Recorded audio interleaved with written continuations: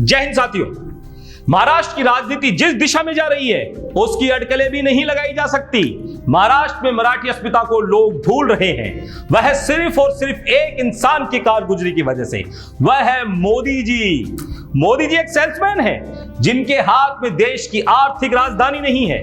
वह उसे भी अपने काबू में करने के लिए बहुत समय से प्रयत्न कर रहे हैं और उसे काबू में करने के लिए महाराष्ट्र में मराठी अस्मिता को एवं ब्रांड ठाकरे को खत्म कर रहे हैं। वह उसे कब्जा करना चाहते हैं। ब्रांड ठाकरे को खत्म करने का सिलसिला चालू हो गया है।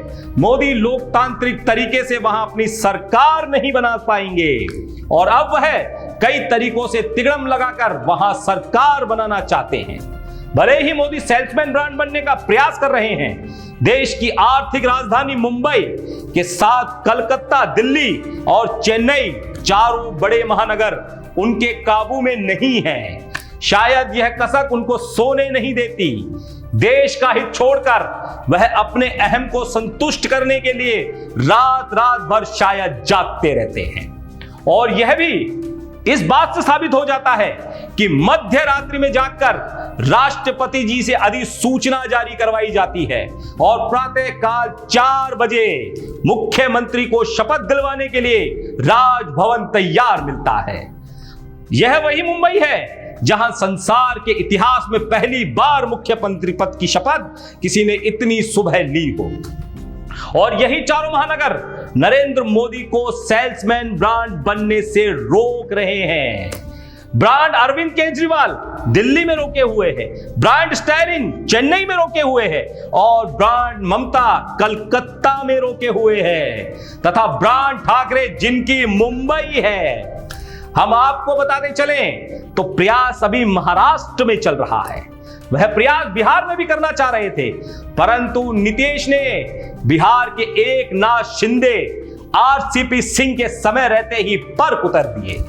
अब हम बात करते हैं महाराष्ट्र की। महाराष्ट्र में भारतीय जनता पार्टी की सबसे बड़ी अड़चन ब्रांड ठाकरे ही है। अगर वह खत्म हो जाए तो वह स्वतंत्र है और अपना वर्चस्व मुंबई में कायम कर लेंगे।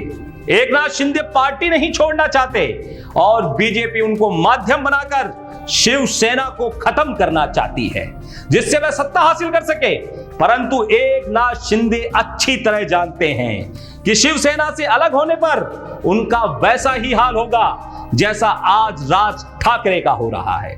राज ठाकरे शिंदे के कद में बहुत बड़े थे, इसलिए वह शिवसेना भी नहीं छोड़ सकते हैं तथा ब्रांड ठाकरे को समाप्त करना बीजेपी के लिए इतना आसान नहीं होगा।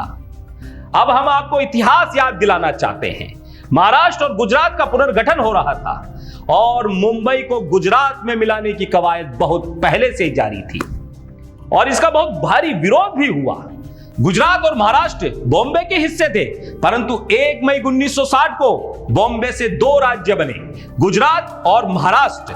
अब इनमें एक नई समस्या ने जन्म ले लिया था। बॉम्बे को अपने राज्य में शामिल करने की बात कर रहे थे और 1960 में नेहरू जी ने ऐलान कर साफ कर दिया कि बॉम्बे महाराष्ट्र में ही रहेगा।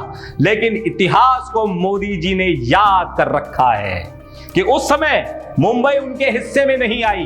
तो क्या हुआ, आज वह मौका वापस उनके पास है और इस मौके को वह गंवाना नहीं चाहते, चाहे यह मौका लोकतंत्र की हत्या करके ही क्यों ना बनाया गया हो। अब देखना यह है कि मोदी के हाथ में मुंबई आती है या नहीं। उद्धव ठाकरे को खत्म करने की कोशिश में मोदी कहीं अपनी ही क्षति ना करवा बैठे। उद्धव ठाकरे मराठियों की अस्मिता और शिवसेना के प्रतीक हैं। शिवसेना और बीजेपी की कारगुजारियों को समझकर मराठी मानुष कहीं गुजरातियों के खिलाफ ही ना हो जाए। इससे एक नया युद्ध देखने को मिल सकता है जो सरकार के लिए ठीक नहीं होगा और ना ही शिवसेना के विधायकों के लिए भी। इस युद्ध में कहीं मोदी जी को देश की सत्ता से ही ना हाथ धोना पड़ जाए।